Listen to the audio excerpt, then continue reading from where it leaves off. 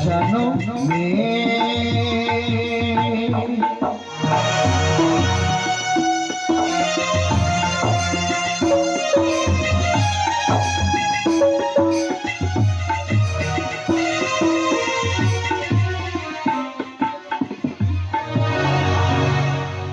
কত না ফুল প্রতিমা গো ফুলের ওই বাগিচা মায়ের চরণ পাই গো জবা ভুই পারি ইচ্ছা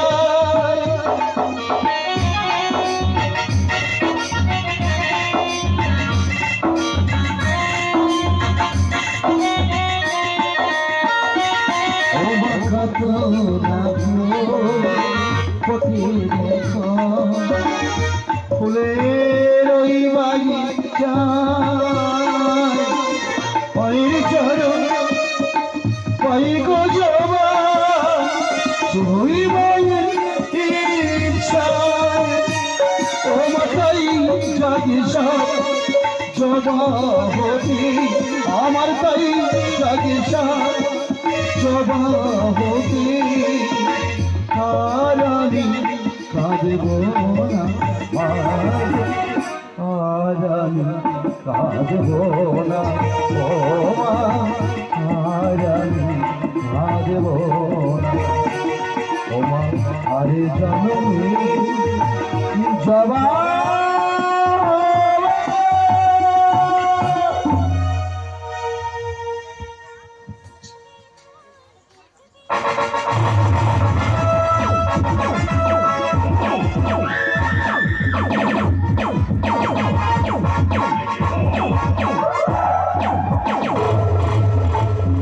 তবে সত্য দাও পরিচয় আমি তোমায় চিনতে পারছি না আমি তোমায় বুঝতে পারছি না তুমি এখন আমার চিনতে পারলে না কেন ওরে মূর্খ রাজন তাহলে তাকে দেখ আমি তোর কোন মা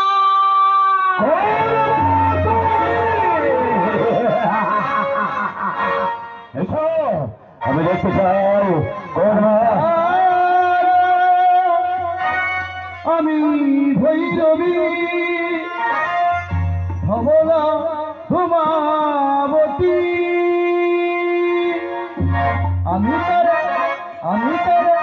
আমি তারা ভৈরবী ভবনা ধুমাবতী ছিন্ন বস্ত্র আমি রণচণ্ডী আমি তারা ভৈরবী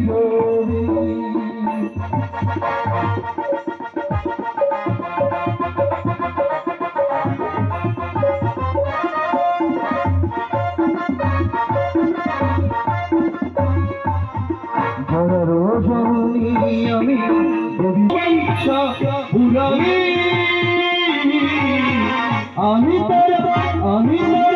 আমি ভৈরবী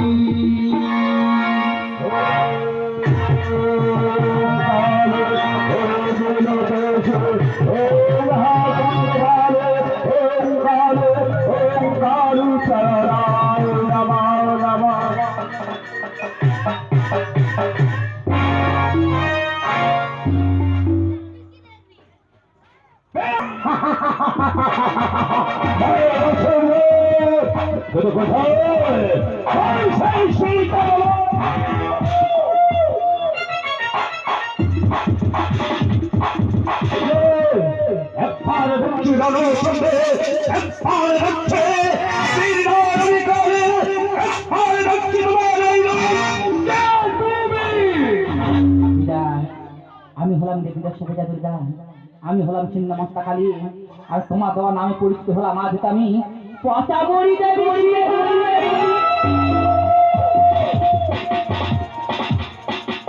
ভুল করেছি মাথায় মারে ভুল করেছি না জেনে না শুনে মাতৃচরণে সন্তান নিয়ে অপরাধ করেছি মাগ তোমার মহিমায় মুক্ত হয়ে গেছে বলো মা বলো কোন সভায় কোন পদে এই সন্তান দেবে ভক্তির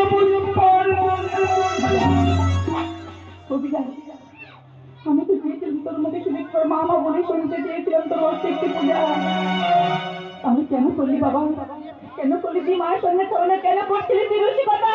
বাবা, আমি না শুনে বড় ভুল করেছে। আমার নেই জ্ঞান, জানি না ভজন সাধন, আমি যে অজ্ঞান। বলে মা, কোন চরণে কোন জবা তোমার আগা চরণে পুষ্পানে চলিবা। নারী তুলতে গিয়ে তাদের বাম চরণ তো লাগে। এই পুষ্পাঞ্জলি দিতে হলে দিবি বাম চরণ চলে। আর কোন পুষ্প দিবে জানো বাবা? তবু কাছে চাই আমি রক্ত চন্দনের যাওয়া।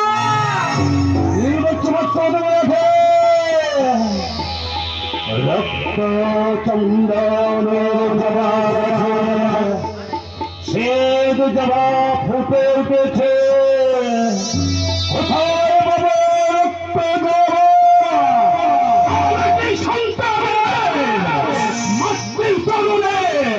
মায়ের পূজা করা হবে না। অর্থবতী বিরাট দেব আমার নাম, আমার অঙ্গুরে কেটে ওই শ্বেত জামায় রক্ত জামা পরিণত করে মাতৃ চরণে মাতৃ বন্দনা করব। মাকে মা মা বলে রেখে আমার দেবী রূপে তুমি সন্তান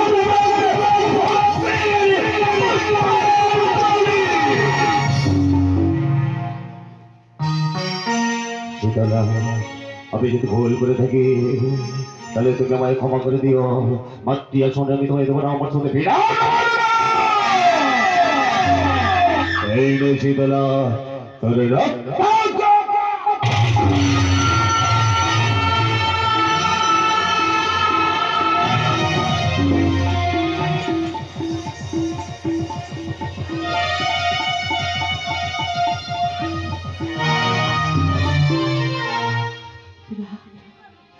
আমি তোর কাছে এমন পুষ্পাঞ্জলি করিনি বাবা।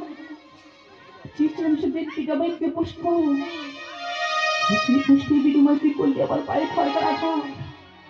তবে কৃষ্ণ রাখা তো কি বলতে চাও তুমি? তুই যখন দিন আমার তরন্তলে ভক্তির পুষ্পাঞ্জলি তোকে আমি ছাড়বো। তোর এই সাঁদের মধ্যে করে আমি শতান করে দিয়ে যাবো আমি চারি বন্ধে তোর সত্যি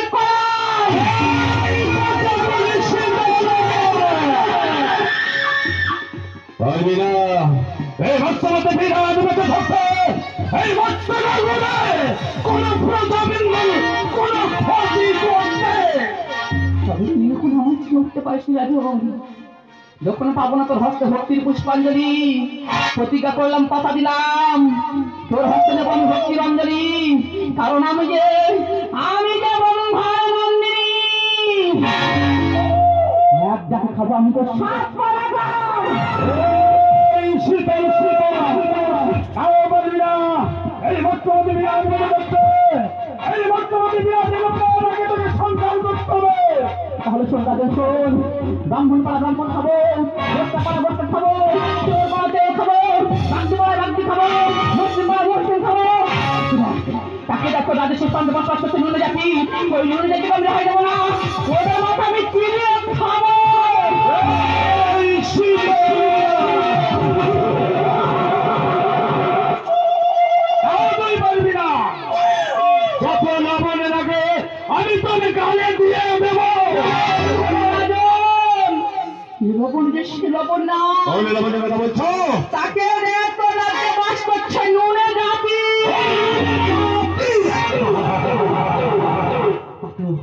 তাকে যদি না তুই দৃষ্টিতে না পূজা, তাহলে স্বয়ংকে গাড়ি পাঠিয়ে দিলাম। এবার তাহলে খাবি তুই তো চারি বছর মাথা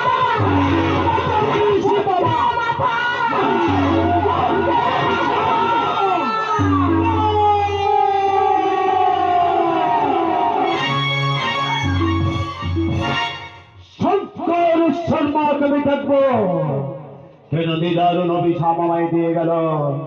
শঙ্কর শর্মা অভিশাপ অভিশাপ অভিশাপ।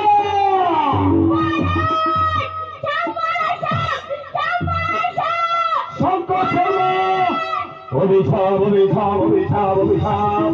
শঙ্কর শর্মা